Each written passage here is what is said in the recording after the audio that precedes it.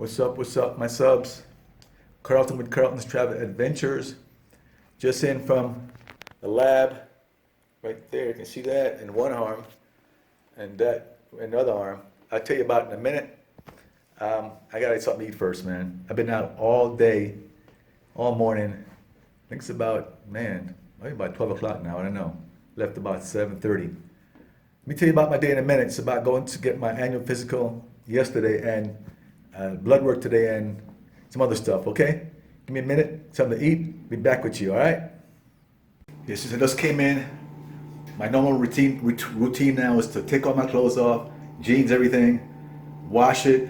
I was in a bunch of taxis and Ubers, and then take a shower, come out here, get something to eat. But I gotta do that first, all right? And I got a question, man. So, when I buy carrots, right, I like saute carrots and onions.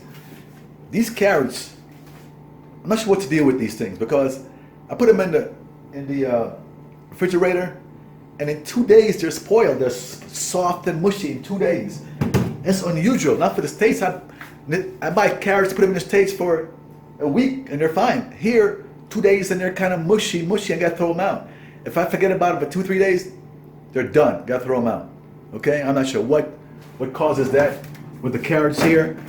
If you know, let me know. And you know, I don't eat red meat, as you know, but I've been trying to eat a bunch of burgers. I haven't had one in a week or so. Trying to put some weight on, right? I got lost weight. I was underweight in the first place. I lost some weight getting sick with the COVID. So I got these hamburgers here, right? They're veggie burgers. You guys are something I'm talking about. So I'm gonna try. You know, I got one. I took out right here. You can see that. I don't know. So, I'm gonna take a shower, come out, get this veggie burger. Let me know how it tastes. All right. If it tastes pretty good, I'm gonna start eating them versus the hamburgers. All right. Give me a minute. All right. Take a shower. Wash my clothes.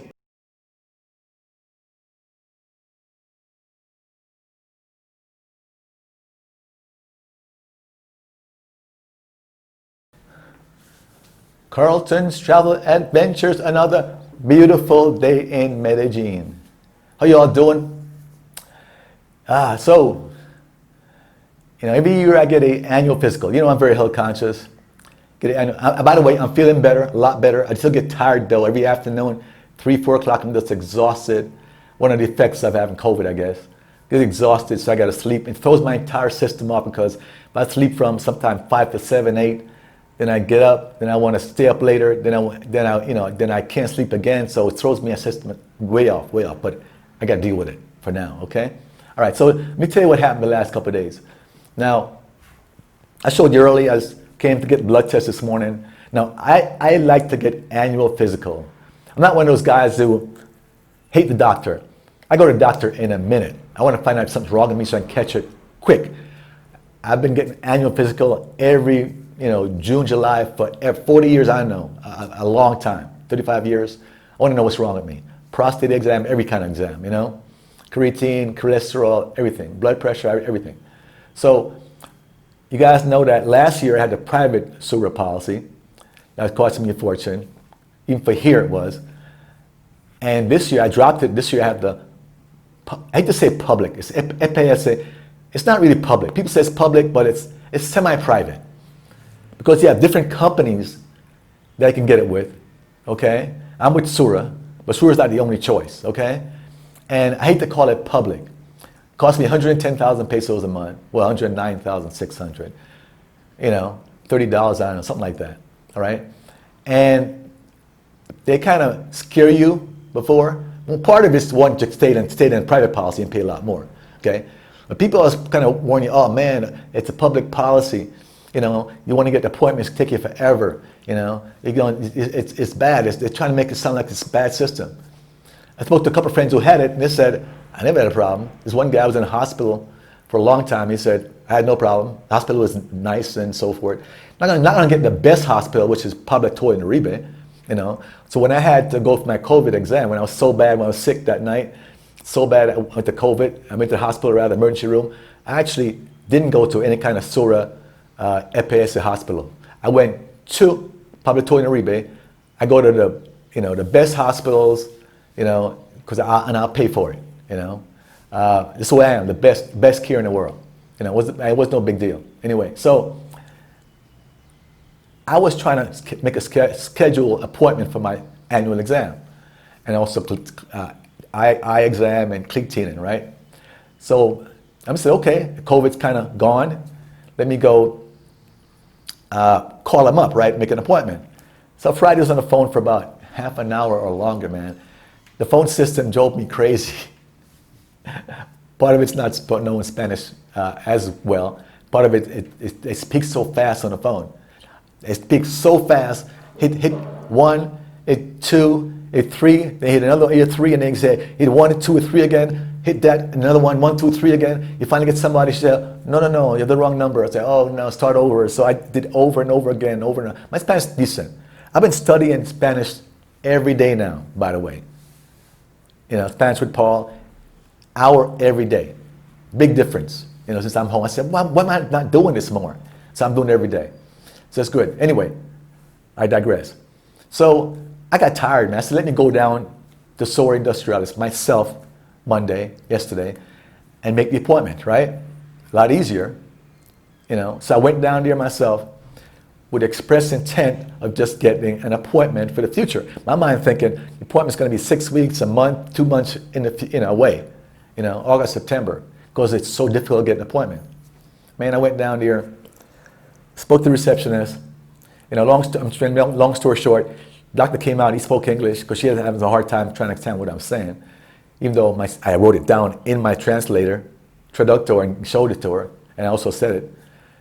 Doctor came out, he spoke English, great English, and I told him, look, I just want to make an appointment for an exam, annual exam, where I get all the blood tests done, And he said, okay, let's do it now. I'm like, wait a minute, now? He said, yeah. I said, this is actually the emergency care for Sura, but we're not that busy today, so about 5 people there. I'll give it to you now. I'm like, damn, are you serious? He said, yeah. Nurse took me in, took my weight, pressure, I'm going, this for real? Then I had to sit back down for a while, about, 45 minutes, maybe less than an hour, maybe an hour. He brought me in, did a full exam, the breathing, all that stuff, and he checked me out. Pressure, he said, you get pretty good health. I said, yeah, I explained I had the COVID before, or the last month. He said, well, you sound pretty good now. And I said, okay, I need the full blood workup. Every year I get the full workup. I said, oh, okay, watch me. So he put it in the system, for the script, to come back tomorrow, which is today, for the blood workup. And he went through, I said, anything else you want? I said, yeah, I want,